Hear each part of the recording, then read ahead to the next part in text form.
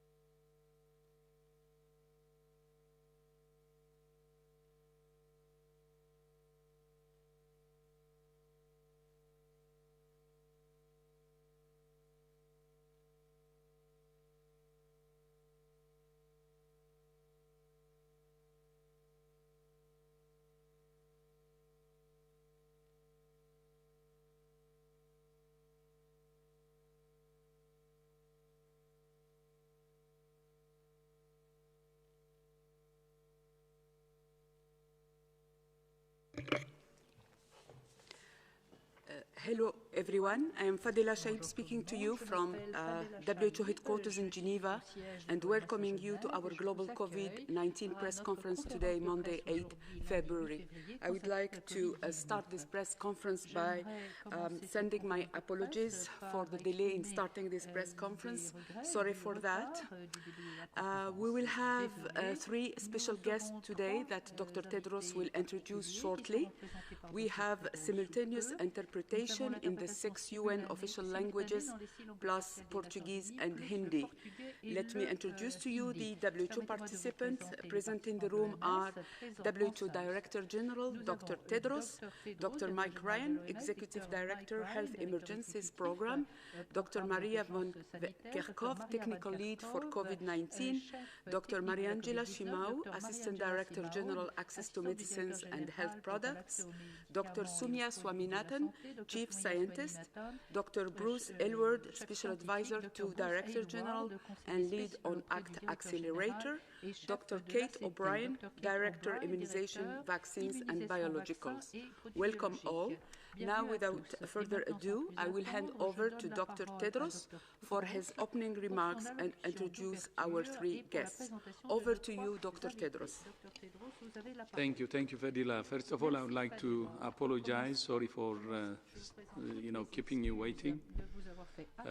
We had a meeting that took longer than we expected, many of my colleagues here and myself, so apologies for that.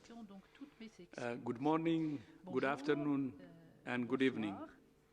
Yesterday, a new case of Ebola was reported near the city of Butembo in the Democratic Republic of the Congo. Butembo is the North Kivu province. It is in the North Kivu province, where a previous outbreak was declared over in June last year. The woman who sadly has died was married to an Ebola survivor.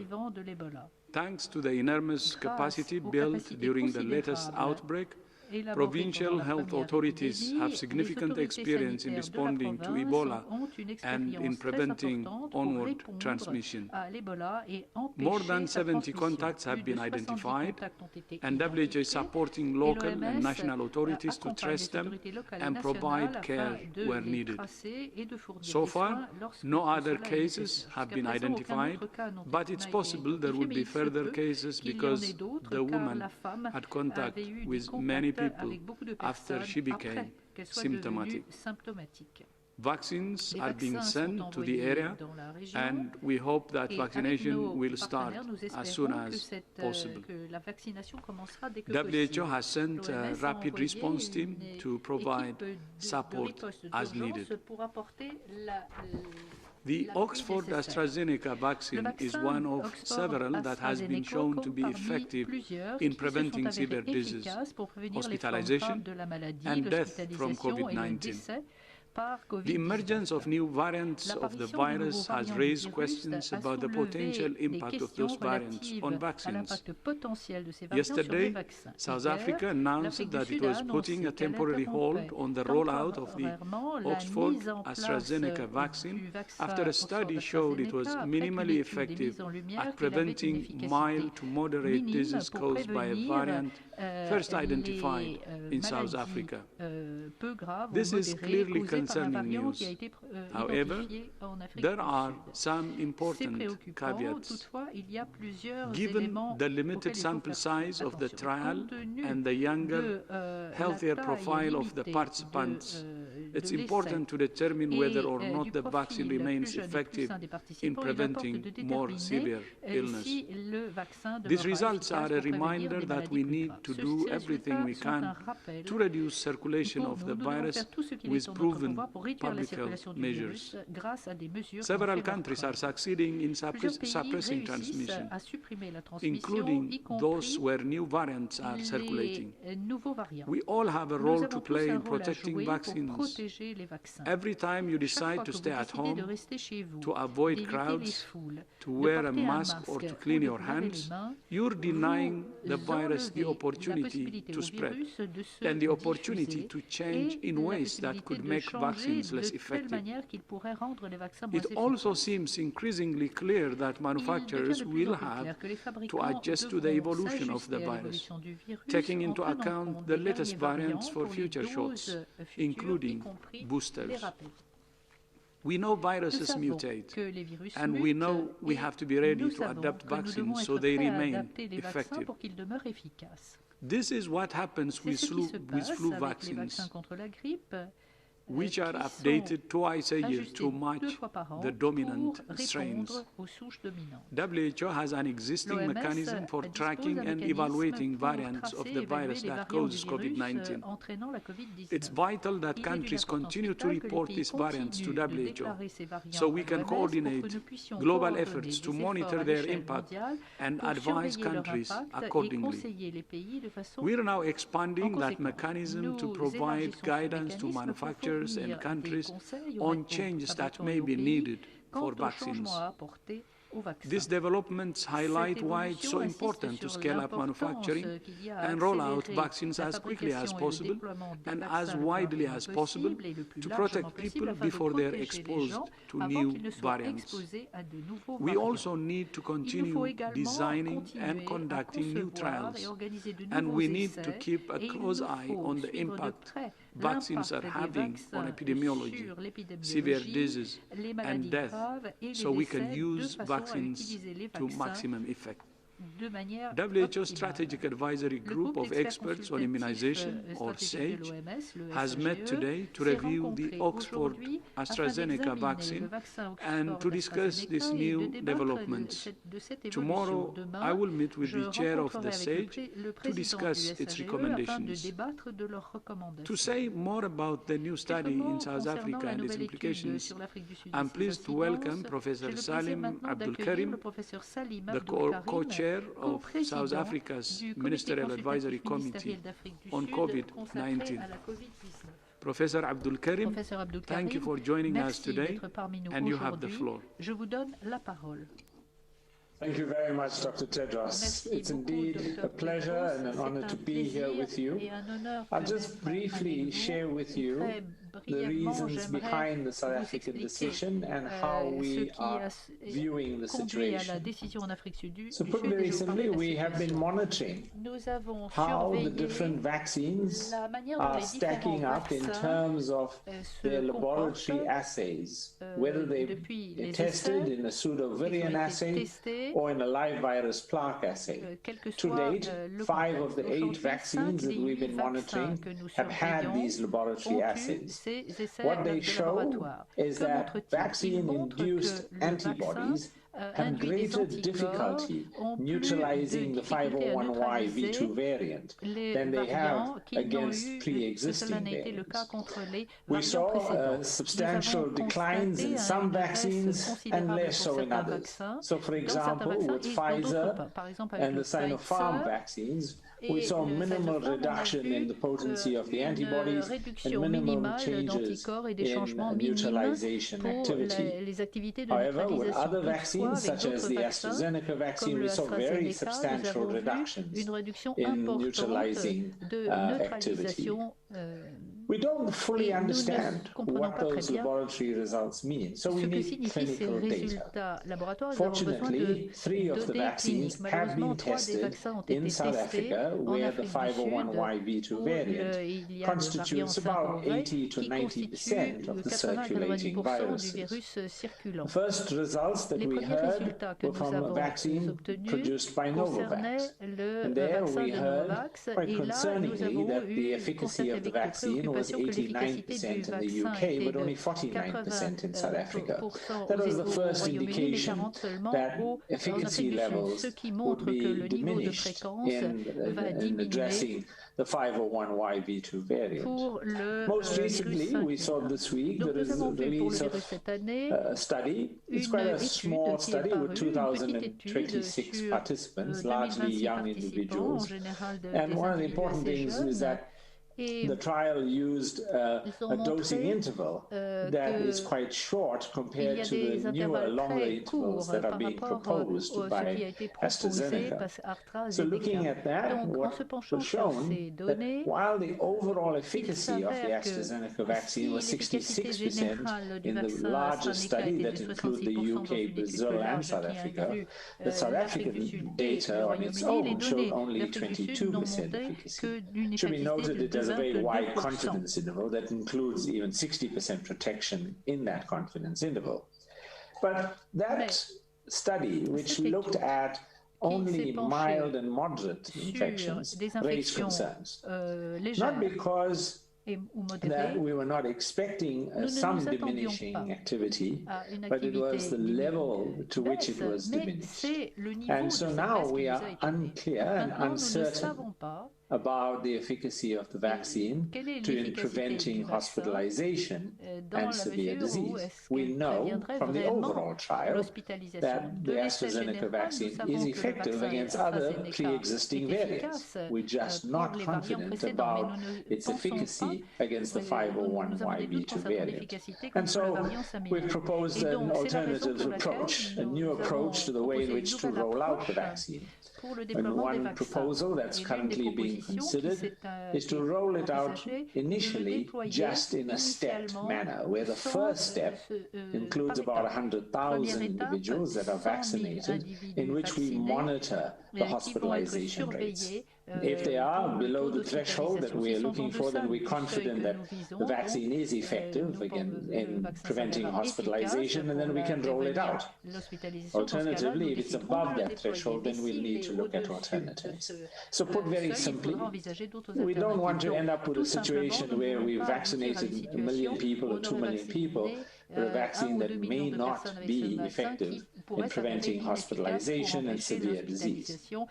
We think that in order to do so, we have a more prudent way in which we can do that, which is to make an assessment and then roll it out on the grand scheme. So all that has been suggested at this point is to delay the rollout of the AstraZeneca vaccine until we have the processes in place to undertake this kind of stepwise implementation approach. On that note, Dr. Tedros, thank you very much. Thank you. Thank you so much, Professor Abdul Karim. And we appreciate everything you're doing in South Africa and globally in the fight against COVID-19, as you have done for so many years in the fight against HIV. You have our respect and appreciation, Professor. In the next few days, WHO expects to make a decision on the emergency use listing of the Oxford AstraZeneca vaccine for the 2 sites in India and the Republic of Korea, which will produce it for COVAX. We're committed to using all available data to make these assessments. In the meantime, COVAX continues to prepare for its first quarter distribution and to add to its vaccine portfolio. To discuss the implications of this new development in South Africa for COVAX, I'm pleased to be joined today by Dr. Seth Berkley, the Chief Executive Officer of Gavi. Seth, welcome once again, and you have the floor. Thank you, Dr. Tedros, and also thank you, Professor Karim. It's good to have you here with us. You don't have to be an epidemiologist, as Dr. Tedros said, to know that these viruses evolve and mutate over time. I think the events of the past weeks, the emergence of these new variants, and this has been a sequential conversation. We've heard about the B117, known as the UK one. We just heard about the South African one. There's also one in Brazil that is known as P1. What this serves to highlight that our scientific response needs to adapt if we're going to successfully beat this pandemic. It isn't simple. It isn't going to be one strain globally. So from the perspective of COVAX, the vaccine pillar of the ACT Accelerator, there are a number of lessons lessons that are important from these events. The first is that manufacturers must be prepared to adjust the adjust to COVID-19 viral evolution, including potentially providing future booster shots and/or adapted vaccines if found to be scientifically necessary. We don't know that now, but that is something that obviously needs to be carefully followed. It's also clear that trials have to be designed and maintained to allow efficacy to be assessed over time and to be of sufficient scale and diversity to enable clear interpretations of the results. We know that we need much better global genomic surveillance, and that has to be backed by rapid sharing of data to allow for the global coordination of response. And then lastly, and I know this has been said, but it needs to be emphasized, priority needs to be given to vaccinating high-risk groups everywhere to ensure maximum global protection against old and new strains and to minimize, as best as the vaccine can, the risk of transmission. Because we know the more that the virus is allowed to spread, the more it is allowed to be transmitted, the more opportunity it has to adapt and mutate. All of this underlines the need for a global multilateral solution based upon the principles of equitable access. It also underlines the need for a diverse portfolio of vaccine candidates suitable for all context, setting, and events. In terms of COVAX, we have signed advanced purchase agreements with AstraZeneca and the Serum Institute of India, and we've published plans to distribute nearly 350 million doses in the first half of the year, hopefully starting later this month, should the emergency use listing be forthcoming that Dr. Tedros just talked about. And of course, this is the first of many vaccines. We'll also be looking at the SAGE guidance that you heard about in terms of their views on the best use of this vaccine in different groups and in different areas. We're continuing to work through our partner CEPI, and Richard Hatchett, CEPI's CEO, is on this call to optimize and extend the value of these existing vaccines. We're looking to continue to procure new candidates for our portfolio for use later in the year, including ones that would be adapted for the new variants if scientifically indicated. As we have done up until now, we'll continue to keep you updated on all these developments as and when they occur. So thanks for giving me a chance to speak, and back over to you, Dr. Tedros. Thank you. Thank you so much, Seth. And we look forward to our continued partnership to roll out vaccines. I would also like to welcome Dr. Richard Hatchett, the CEO of CEPI, which is a key partner in COVAX. And Richard is also available to answer questions from journalists. Thank you once again to all our guests, and apologies for the delay. And Fadila, back to you. Thank you, Dr. Tedros, and to our guests. I will now open the floor to questions from members of the media. I remind you that you need to raise your hand using the raise your hand icon in order to get in the queue to be able to ask your question. I would like now to start this session by inviting Sophie Mokoena, SABC, South Africa, to ask the first question. Sophie, you have the floor. Sophie, vous avez la parole. Vos interprètes sont désolés, Hello. Sophie est incompréhensible. Hello.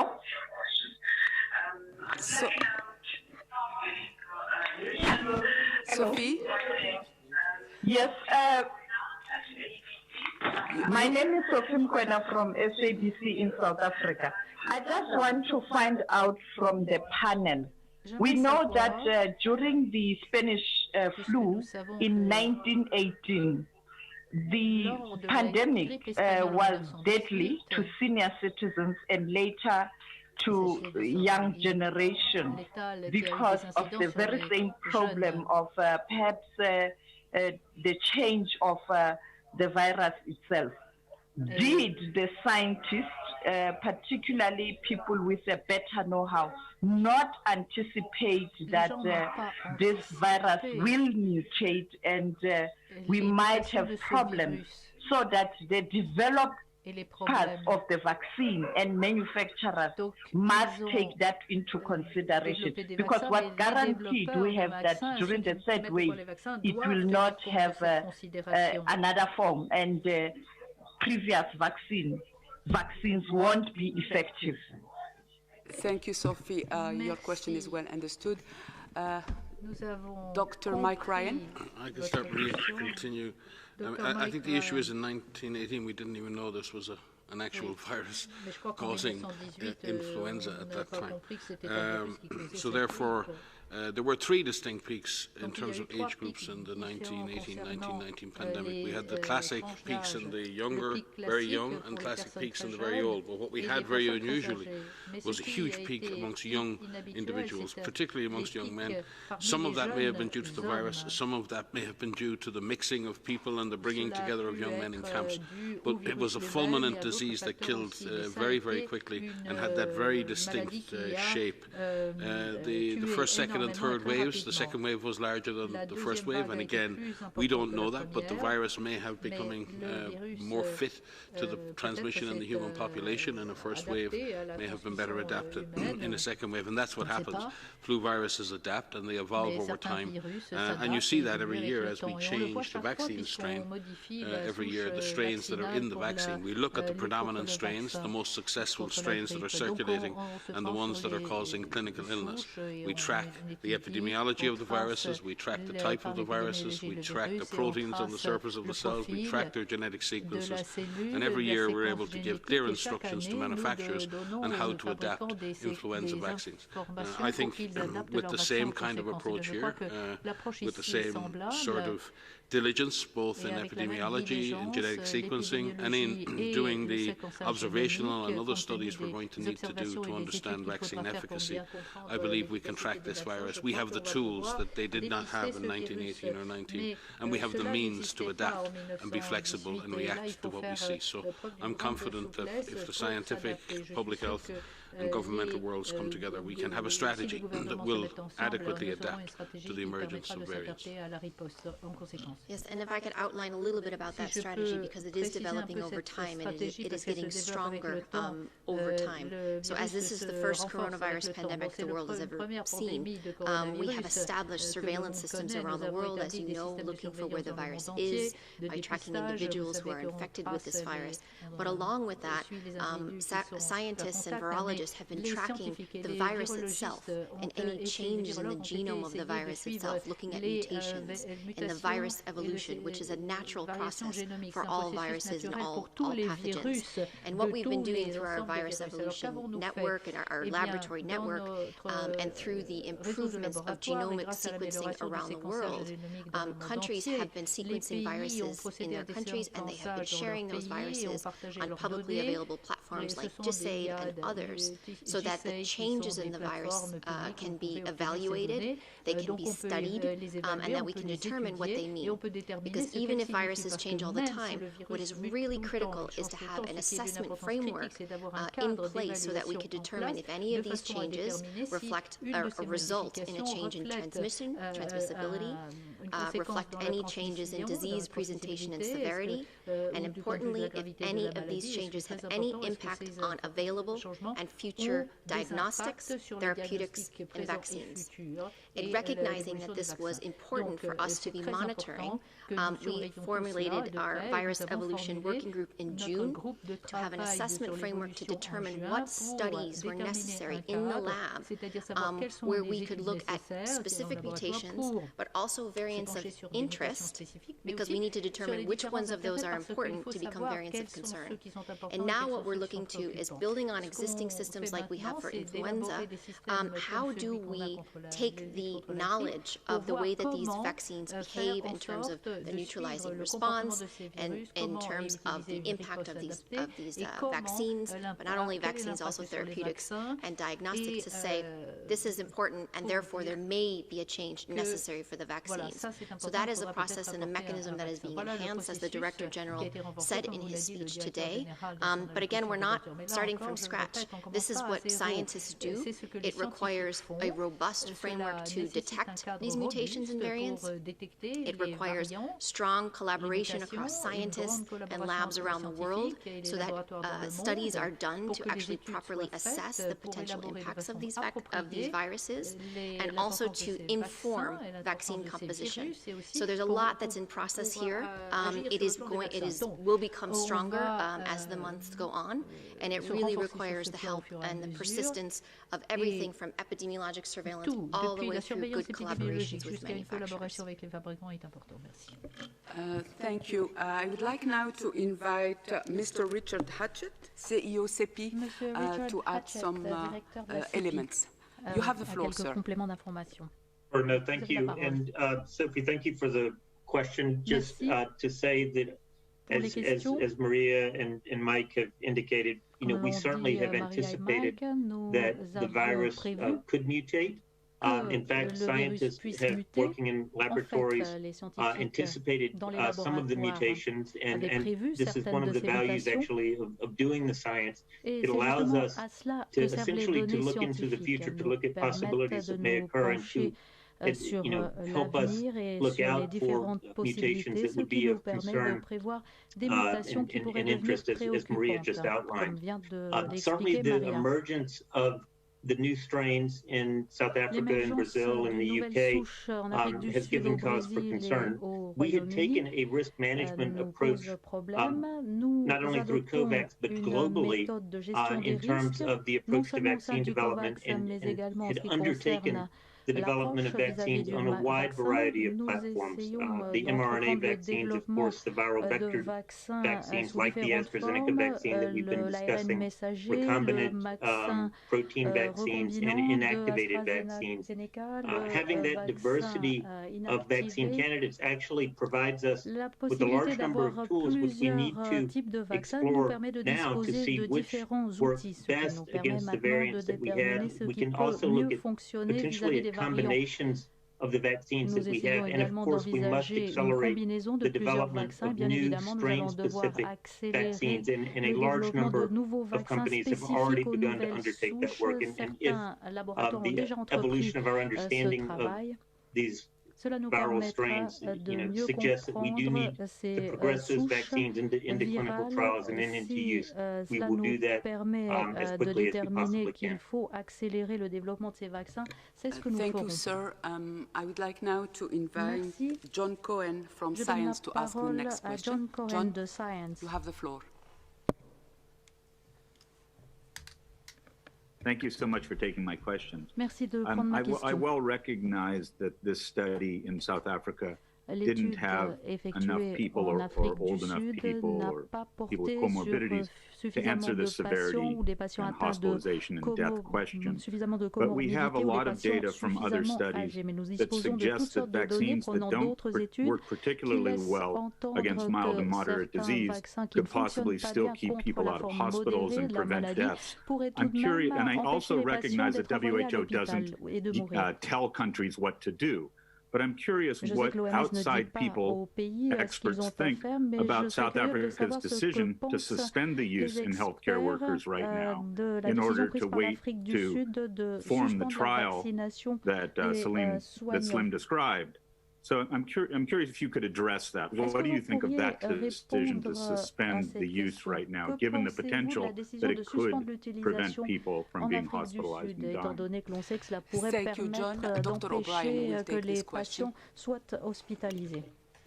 Dr. O'Brien. Thanks for that question. I think underlying the question is really a recognition of what a dynamic situation it is right now. The evidence has come out very recently within the past 24, 48 hours.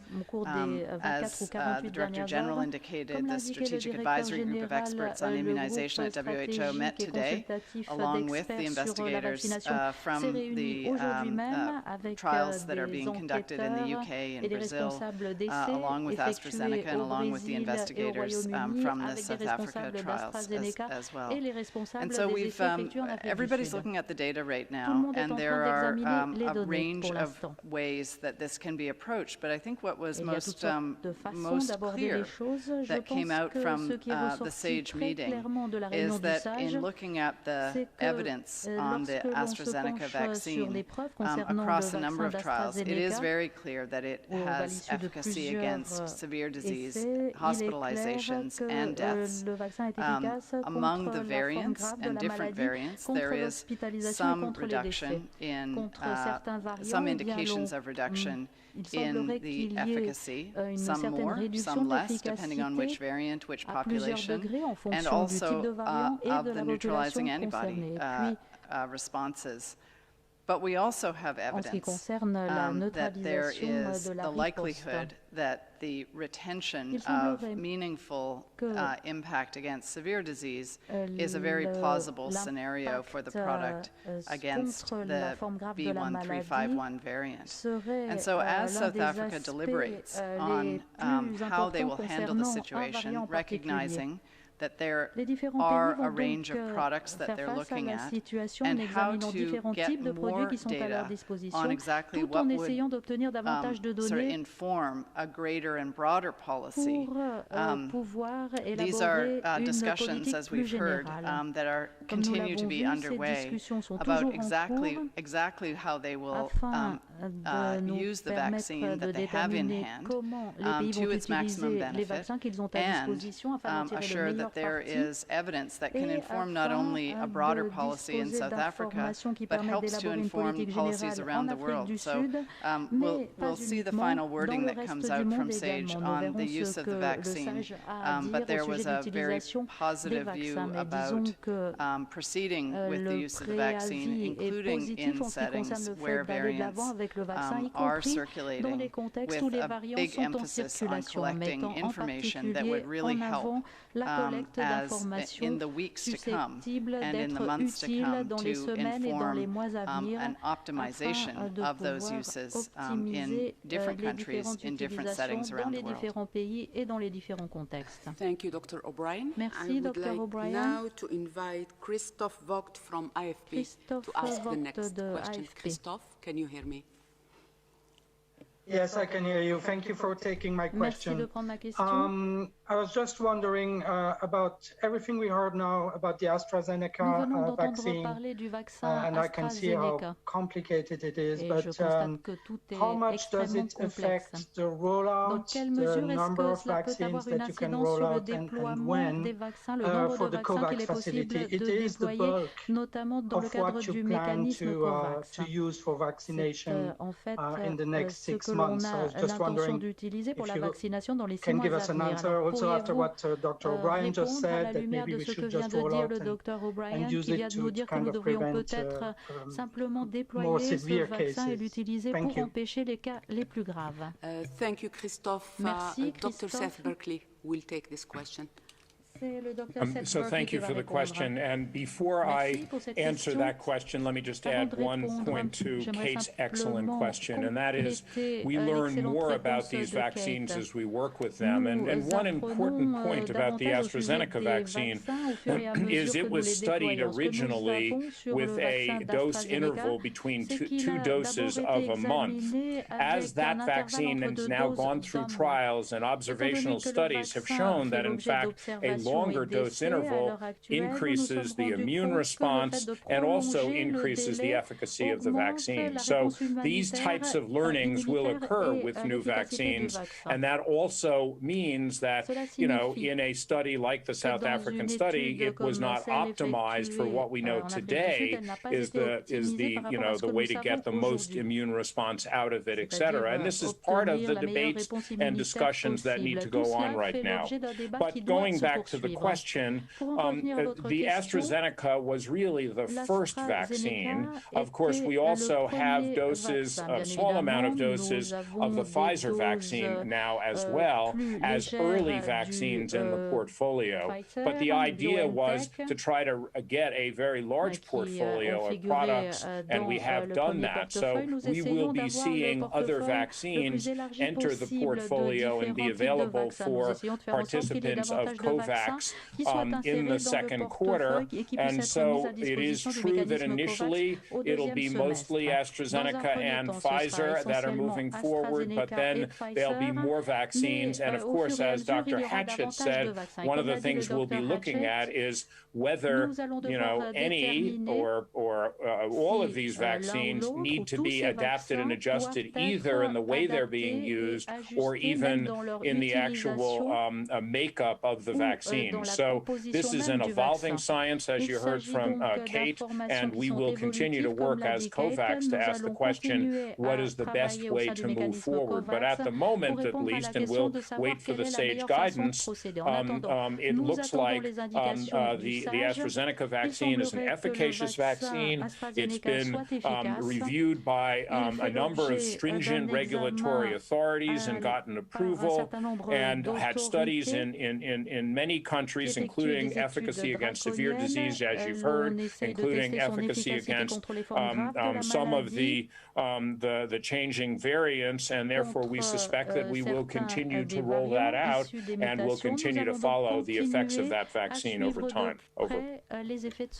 Thank you, Dr. Berkeley. I would like to invite Professor Salim Abdul Karim to also provide some elements to this question. Professor, you have the floor. Thank you very much. Just to add a quick comment, that even in the South African setting, we were scheduled to roll out the AstraZeneca vaccine in just over a week from now. We anticipate that the initial start date of vaccinations will be largely unaffected or at most affected by a few days. But instead of rolling out AstraZeneca vaccine, we'll be rolling out the Johnson & Johnson vaccine. And that will give us a bit of time and leeway to ensure that we're collecting the necessary data as we roll out the AstraZeneca in a stepwise process. So it doesn't really materially affect our start date. It may affect the rate at which we escalate if we start running short of doses. But as it stands, it should not affect much else. Thank you. Mais cela ne devrait pas changer autre chose pour l'instant. I would like now to invite a Brazilian journalist, Sara Teofilo, from Corriere Brasiliense, to ask the next question. Sara, you have the floor. Vous avez la parole. Hi, thank you for taking my question. Merci de prendre ma question. On the subject of the variant in South Africa and the suspension of the use of the Oxford vaccine, in Brazil we also have a variant identified in Amazonas, as was said here today.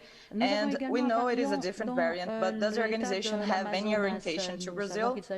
Should the government suspend the use of the AstraZeneca vaccines and use the other vaccines until we know that this variant does not interfere with the effectiveness of the vaccine? Variant ne modifie en rien l'efficacité du vaccin.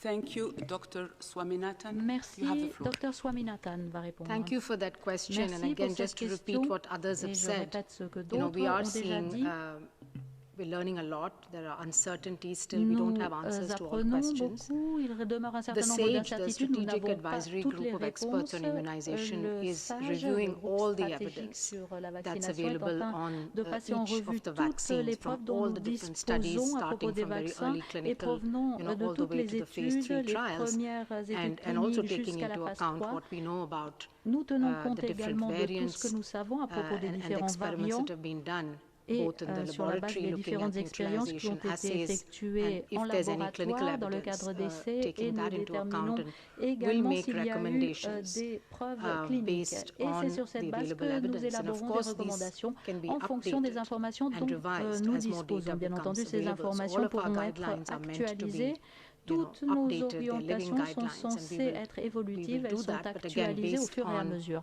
C'est ce que nous ferons en fonction des informations dont nous disposons. Bien évidemment, c'est aux pays de prendre leurs propres décisions sur la base des informations supplémentaires dont ils disposent. Nous pouvons les aider à prendre ces décisions. Je tiens cependant à dire une chose, il est urgent de collecter davantage d'informations. Au fur et à mesure que les pays déploient les vaccins, quel que soit ce vaccin, il est très important que nous puissions mettre en place des mécanismes pour effectuer des essais cliniques randomisés afin de déterminer par exemple le délai optimal entre deux doses. La question de l'efficacité en fonction des groupes d'âge. Vaut-il mieux utiliser tel ou tel vaccin, puis ensuite une autre dose d'un autre vaccin? Il conviendra de répondre à toutes ces questions. Voilà donc ce type de recherche que nous souhaitons promouvoir, des études effectuées par cohorte afin qu'on puisse déterminer la sécurité et l'efficacité. Et puis nous aurons une base de données générale qui nous permettra d'utiliser ces vaccins de façon plus efficace. Comme l'a dit Richard Hatchett de la CEPI, nous sommes en train d'envisager le développement de davantage de vaccins. Encore faudra-t-il effectuer des essais. À mon avis, les mois à venir vont être très importants, tandis que nous allons déployer tout en continuant d'adapter nos stratégies. Yeah, if I can just add a couple of things. We did speak at SAGE about the P1 variant and the AstraZeneca vaccine and had an update on the expectation about when we would have more information that would be evidence to inform decisions like this. I think it's so important that we recognize that information is going to continue coming out, and we really have to sort of sail a steady ship based on the preponderance of evidence and not lurch from one particular report or another report, because in science there is variability in the biology of how vaccines work in different populations at different points in time among different groups in populations.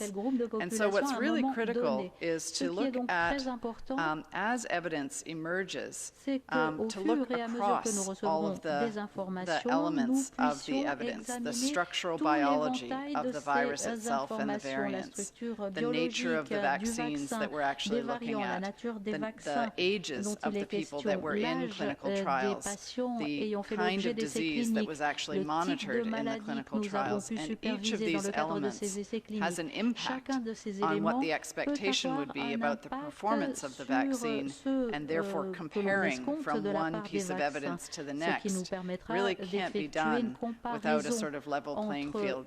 So I think people really have to be ready to appreciate that we will have evidence that's going to come out that is going to be at times have the appearance that it doesn't add up to one complete story, and that's because we're painting the picture in parts and pieces and bits as time is going on. But when we put all that evidence together, we have a clear way forward of the way in which we can most effectively use the vaccines while we're learning all the time about optimizing those products.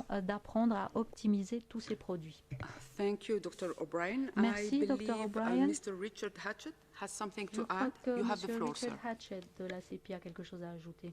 Sure, no, thank you. I just wanted to follow up on Dr. Swaminathan's comments. She mentioned a number of studies that need to be undertaken. I just wanted to flag that COVAX through CEPI has issued a call for proposals. We've set aside $140 million to support the conduct of such studies, and that call was opened about 10 days ago. So we will support these necessary studies to understand how to best use these vaccines. Études qui permettront de déterminer quelle est la meilleure utilisation que nous pouvons faire de ces vaccins. I would like now to call on Nadia Dwi, a Tunisian journalist from l'Économiste maghrébin. Nadia, can you hear me? La parole. Bon, vous m'entendez? Je vous entends, yes. Ah, parfait. Bonsoir à tous.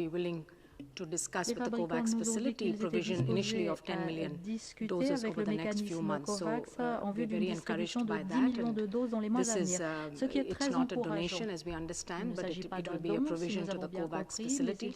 So they will be discussing with the COVAX facility the terms and conditions under which this can be procured, based of course upon the emergency use listing by WHO as well as the guidance from l'homologation d'urgence de l'OMS et en fonction des indications du SAGE. Thank you, Dr. Swaminathan. I would like now to invite Simon Ateba from Africa News Today to ask the next question. Simon, you have the floor. Simon, vous avez la parole. Thank you for taking my question. This is Simon Ateba for Today News Africa in Washington, D.C. Hospitals in Malawi are now on the brink of collapse, overwhelmed by patients impacted by the COVID-19 variant first identified in South Africa. And the country needs only 40,000 vaccine doses to help vaccinate healthcare workers to continue to treat others. And this is the situation in other countries in Africa, where healthcare workers need to be vaccinated first to take care of other people. What is the WHO, the COVAX, and others doing to ensure that healthcare workers are vaccinated right away, not in 2 weeks or in 3 weeks? And if I may ask, apart from rejoining the WHO, is President Biden doing anything to help Africa's vaccination effort? Thank you. Fait quoi que ce soit pour aider l'Afrique en termes de vaccination. C'était deux questions, Dr. Bruce Aylward will take your first question. Dr. Bruce Aylward qui va répondre à la Thank you very much, Simon. Everybody is deeply concerned about the rollout of vaccines globally, and everyone, it's not just WHO, everyone we work with doing everything possible to scale up and ensure countries that have not yet been reached with products can be reached. So WHO is doing this in the context of the COVAX pillar of the ACT Accelerator that we work within, and Seth may want to make comments on this as well. But there's really a four-part approach we're taking to this right now, and we're doing all of this right in parallel. The first is to try and ensure that those products that we've contracted large volumes for and that we know are efficacious and safe, they get through the regulatory processes as rapidly as possible, and that is the AstraZeneca vaccine, as Kate and others have spoken to already. The second thing we've been doing is working to expand the portfolio of vaccines, as Dr. Berkeley mentioned. So we're looking at other products that have already been licensed. The Pfizer vaccine, we struck a deal with Pfizer 2 weeks ago. We're looking at expanding on that. The third piece of work that we've done within the COVAX facility that has been done is to establish the capacity to take donations and doses that are shared from countries that feel that they are in a position to be sharing doses. So we established the capacity to do that, which can be done immediately. And then the last thing that we're doing is we're working with to assess other potential suppliers. I think Mariangela, someone referred already to the fact that we have a team on the ground in China that's assessing the facilities at Sinovac and Sinopharm. At the same time, we're looking at their dossiers, their data, to see if those products could be suitable for consideration in the facility. So we've got a broad four-pronged, at least, program of work. The other thing that we're doing is, as we do those things in parallel, if things look very promising, we're going out with countries with indicative volumes of vaccines. As you saw, Dr. Berkeley's team from Gavi issued what we call the indicative volumes to be able to tell countries, here's how much vaccine you can expect in the coming months, so that they can prepare their timelines appropriately. And then linked to that, we are also already informing not just the countries, but informing the manufacturers of these products. Look, this is the list of countries that you may need to be shipping vaccines to within the next week, as some of these products will have a final position on their regulatory processes. So Simon, please rest assured that everybody working in COVAX, the partners working with them, are doing everything possible to make sure that products arrive everywhere as rapidly as possible. But remember, we made a commitment when we established COVAX that we would make sure the vaccines that we deliver are safe, efficacious, and quality assured. We made that promise to the world, to the people of the world, and it takes time to examine everything possible on these vaccines and make sure that they meet what are quite stringent regulatory requirements, so that when they go out, people have the absolute confidence that these products are going to work and that they're going to be safe. Que ces vaccins sont sûrs et qu'ils fonctionnent. Thank you, Dr. Ryan. Merci, Dr. Ryan. Just on the specific issue of Malawi, and certainly South Africa had seen a very rapid rise in cases, l'on a assisté à une augmentation spectaculaire des cas en Afrique australe. A number of countries in Southern Africa. Southern African area, including Malawi, had seen a similar very rapid rise in the number of cases. I believe they peaked in Malawi with 1,316 confirmed cases on the 22nd of January. That number has now fallen to 320 on the 7th of February, and that's been a persistent fall in the number of cases. And again, that's testament to all the other work the government of Malawi are doing in terms of testing and isolating and quarantining and treating cases. That's happened in the absence of vaccines. We've seen similar falls across Europe, even in areas where there's been high proportion of variant strains associated with transmission. Overall, when we look at variant strains, in some areas the data would suggest that they can be up to 30 or 50% more transmissible, but they're not able to get around our defences. When those measures are applied, those public health and social measures, when people wear their masks, when people stay away from crowds, when people wash their hands, when people avoid crowded places, and when governments take the necessary action, those numbers fall.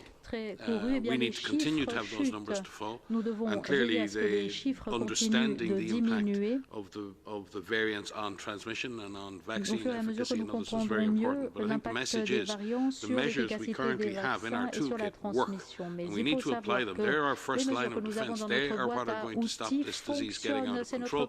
This will keep the number of variants down and allow the vaccines to come in and do their job. And the primary job of vaccines right now is to reduce hospitalizations and death. And right now, the data on, I think, all of the vaccines and all of the situations, they're working to do that. We may need second and third generation vaccines to do more. We may need better vaccines to do more than just stop deaths and stop hospitalizations. But right now, we have the tools to stop both by adequate control of the disease at community level and by the use of vaccines to protect the most vulnerable and our frontline health workers.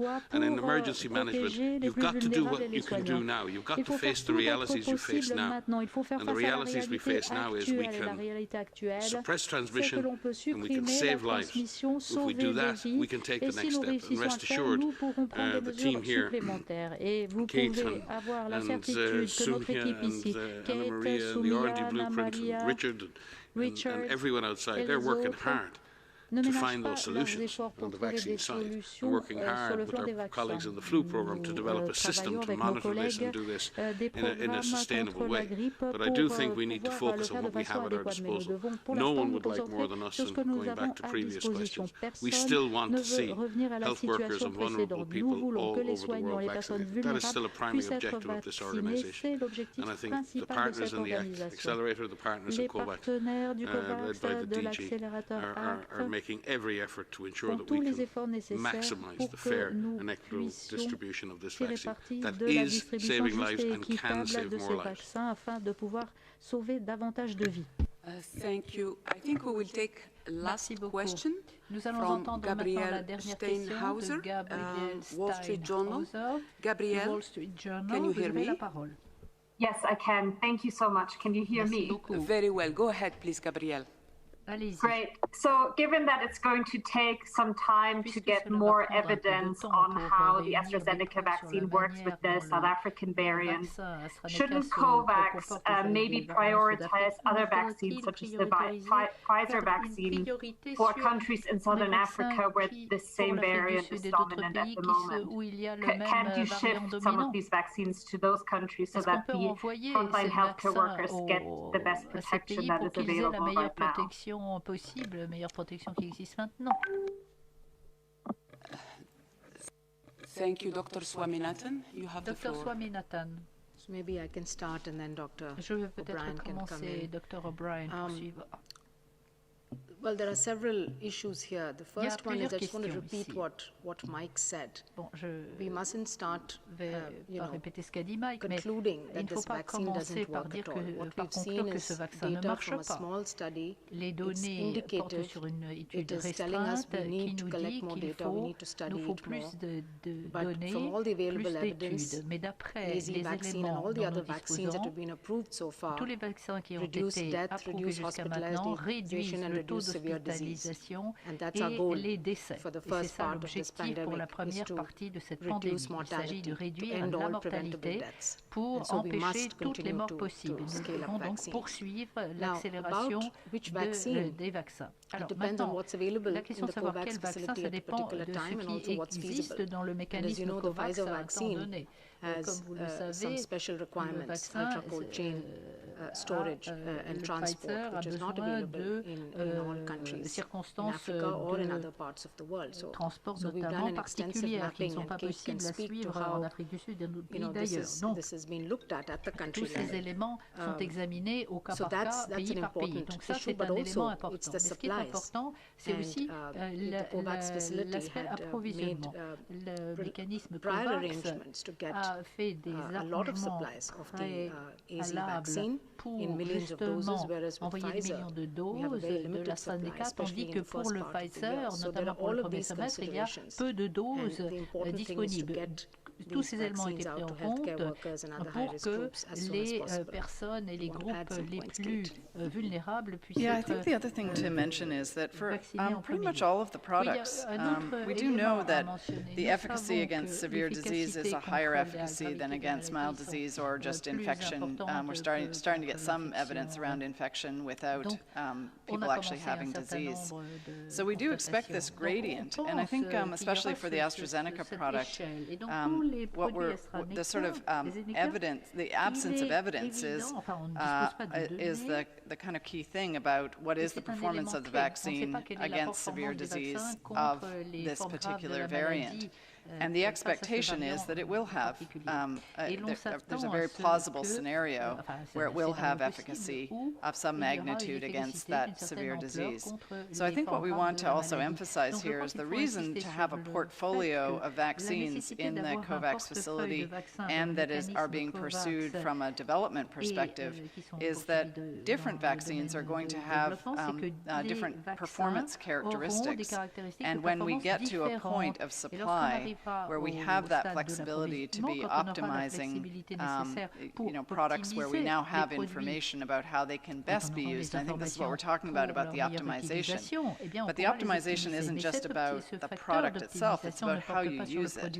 And so we've referenced before the information that is now more and more clear that the longer the interval between the two doses of this product, the higher the efficacy is. So again, I think what we're trying to emphasize is that we have a number of choices that any individual program can make about how to make best use of what's available at a particular moment in time, extending intervals, using products in some age groups with preference over other age groups, where we're really targeting an age group or a particular group largely for the protection against severe disease, or another group that doesn't have such high risk of that, but we're more concerned about mild or moderate disease. So the choices that an individual country makes about how best to use the products that are at hand is going to be a rather organic process at this period of time, where we're still learning so much about each of the products, and the supply is increasing over time, and availability for any one particular geography has variability compared with another geography. Thank you, Dr. O'Brien. I believe Mr. Richard Hatchett has something to add. You have the floor, sir. No, I just want to build on the comments that Dr. Swaminathan and Dr. Ryan and Dr. O'Brien made with respect to the utility of the vaccines that we have. Obviously, there is a world full of the wild-type virus that the AstraZeneca vaccine is known to work against. So it is vastly too early to be dismissing this vaccine as this is a very important part of the global response to the current pandemic, and we need to to find better vaccines probably against the variants that are emerging, but that we still have a lot of information that we need to gather. Mike made a very important point that I think is worth underscoring. It's absolutely crucial to use the tools that we have as effectively as we possibly can. And that may mean ultimately when vaccine supplies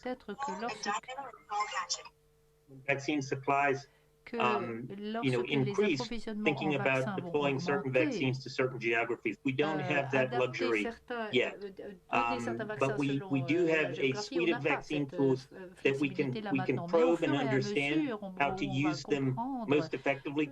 In the current state, we are working rapidly. Many of the companies are working rapidly, as I said, to develop new vaccines that are specific for the emerging strains.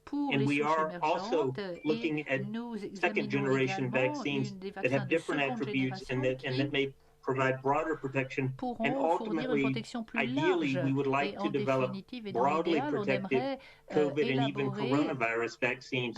So there is a staged approach to the necessary research and development, but it is absolutely critical to continue to support that research and development so that we understand the tools that we have, we optimize them, and we develop the new tools that we will need for the future.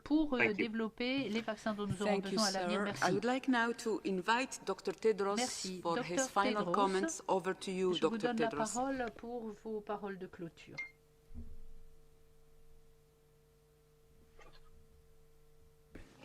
Thank you, Fadila. I would like to start by thanking our guests today, Professor Abdul Karim, Dr. Berkeley, and Dr. Hajed. Thank you so much for joining and for your partnership. And also thank you to all who have joined today, to the media community, and look forward to seeing you again in our upcoming or next presser. Thank you. All the best. Thank you, Dr. Tedros. I remind journalists that we will be sending the audio file and Dr. Tedros' remark right after the press conference. The full transcript of this press conference will be posted tomorrow on the WHO website. The press briefing is now closed. Thank you. Le script sera affiché sur le site de l'OMS demain. La conférence de presse est terminée. Je lève la séance.